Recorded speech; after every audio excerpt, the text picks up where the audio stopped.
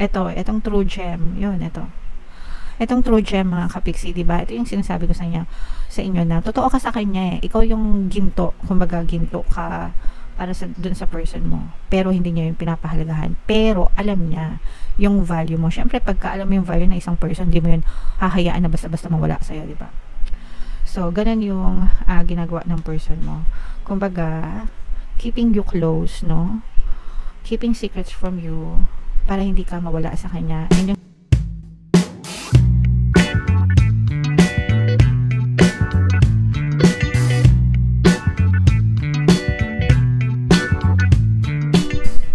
hello guys, hello Pisces, welcome back to Pinoy Pixie Tarot. Ang pamagat ng episode natin for tonight is feelings reading.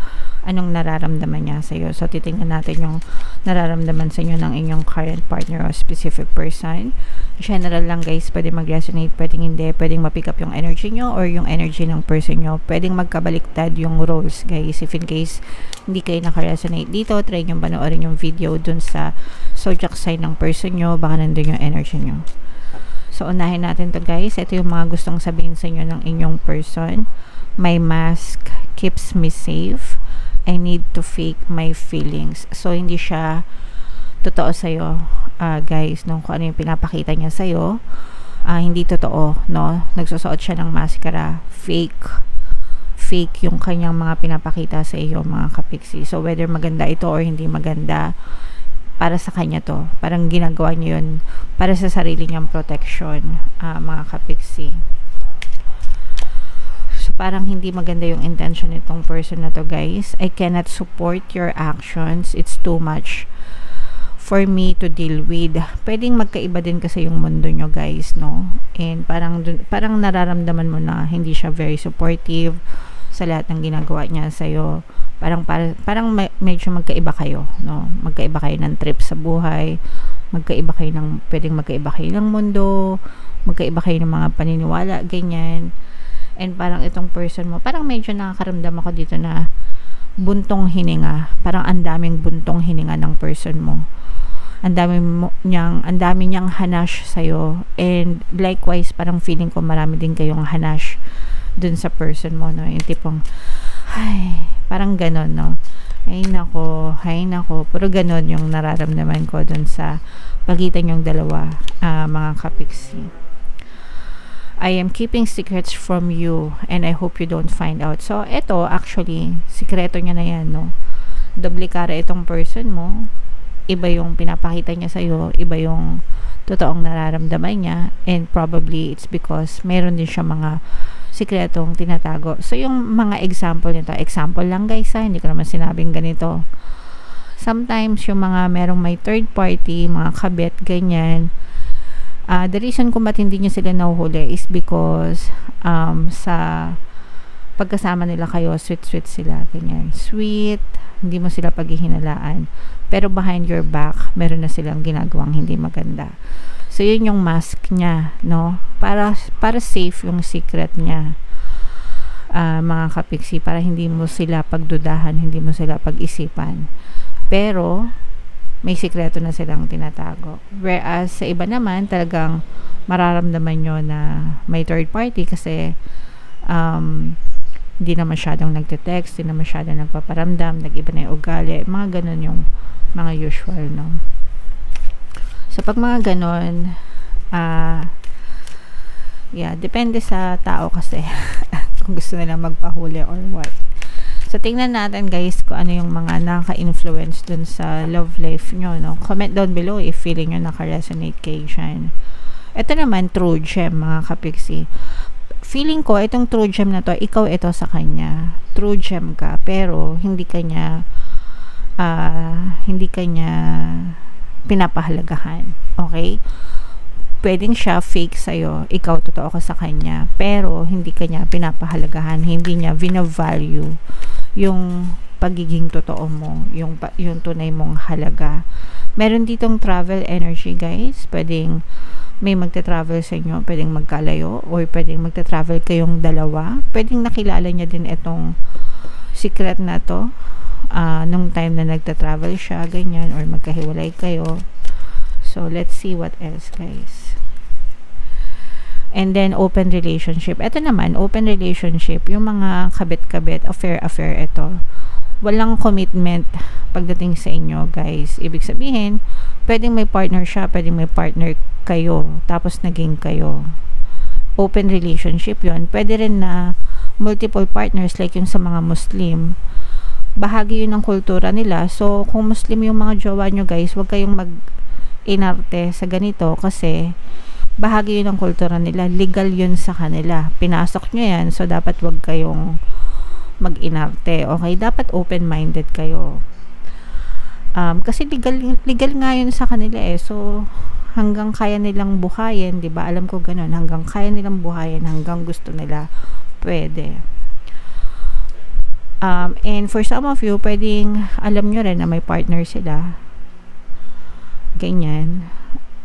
O kaya naman, yung iba naman sa inyo, parang baka siya lang yung open, tas kayo hindi. Siya lang yung nakakaalam na open pala siya, pero kayo hindi, no? So, yung mga ganun, baka mabigla na lang kayo, mga kapiksi. Okay? Alright. So, comment down below, no? If, yung open relationship, guys, by the way, ito, sa ibang bansa, sa ibang kultura, ano na to, parang, ina-exercise na nila. Pero sa iba hindi, especially sa conservative, like Philippines, ganyan. Pero parang feeling ko hindi na rin conservative nowadays, no? Depende, iba-iba, depende sa paniniwala nyo, guys. Anyway, tingnan natin yung totoong nararamdaman sa inyo ng person nyo. Shuffle ko to, guys. Habang sinashuffle ko to, panoorin nyo muna yung video natin regarding sa ating paano mag-manifest ng abundance video course. Kapiksi, sawa ka na ba sa mga struggles at hirap sa buhay mo? Masipag ka ba at masikap sa buhay ngunit hindi ka pa rin umaasenso? Ilang beses ka na bang nag-attempt mag-negosyo at mag-invest pero palagi ka pa rin nalulugi? Sa pagkakataon na ito ay maaaring may subconscious beliefs ka na nagiging balakid sa iyong pag-unlad at pagyaman. Introducing, paano mag-manifest ng abundance video course. Dito ay matututunan mo ma-overcome ang mga balakid mo para tuluyan ka ng umunlad, umasenso, sumagana, maging matagumpay, successful at maswerte sa iyong kabuhayan, pera, trabaho, negosyo sa lapi at kaperahan ng bonggang-bongga. Dali, mag-send na ng email sa pinoypixitaro@gmail.com at simulan na ang iyong pagyaman ngayon. Alright, so sa lahat ng gusto mag-avail ng course, guys, meron tayong discount ngayong September. Magbibigay tayo ng 500 pesos na discount until September 30, kaya mag-avail na kayo, guys. Sobrang ganda. And meron din tayong bagong course, paano mawala ang third party at magkaroon ng harmonious na relationship para mawala yung mga kabit ng mga jowa nyo, guys. 20% discount naman yan until September 30. So, i-avail nyo na, guys. Sobrang ganda. Pisces, kayo ay represent ng King of Cups sa ating spread. So, this is both positive and negative. Eto, guys, ang nakikita natin dito is definitely there's another party. And kapag nag-aaway kayo ng person mo, ang tendency niya is hanapin niyo ang third party. So, maraming conflict sa pagitan yung dalawa, mga kapiksi, maraming kadramahan, in short. And every time na nagdadrama kayo, every time na nag-aaway kayo, every time na hindi kayo may pagkakaintindihan, ang takbuhan nitong person mo is yung another person, yung another party. Kasi, parang gusto niya na merong naglalambing sa kanya, merong nakakaintindi sa kanya, or parang meron siyang fallback, no?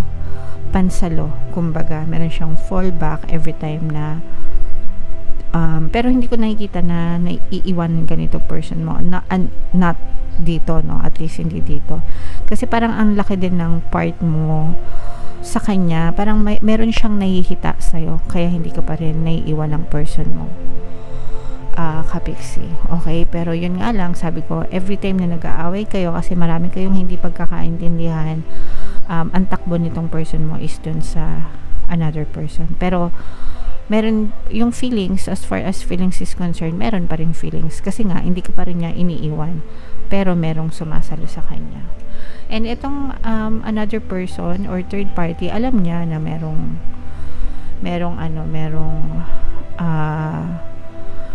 karelasyon yung person mo, which is ikaw nga. And parang yung another person, parang payag naman siya na nakabit siya.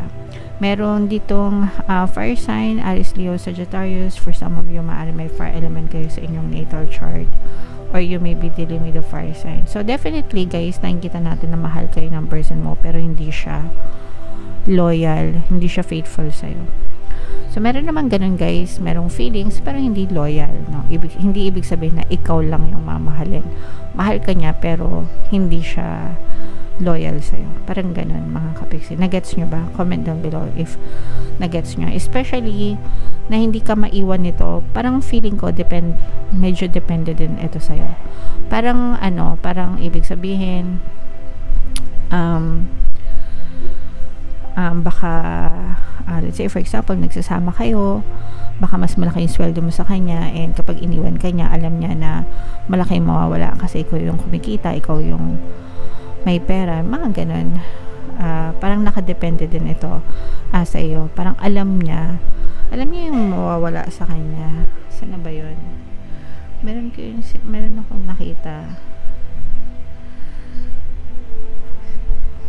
Etong true gem, yun, etong true gem mga kapiksi, diba? Ito yung sinasabi ko sa inyo na totoo ka sa kanya eh. Ikaw yung ginto, kumbaga ginto ka para dun sa person mo, pero hindi niya yung pinapahalagahan, pero alam niya yung value mo. Syempre pagka alam mo yung value ng isang person, hindi mo yun hahayaan na basta-basta mawala sa'yo, diba?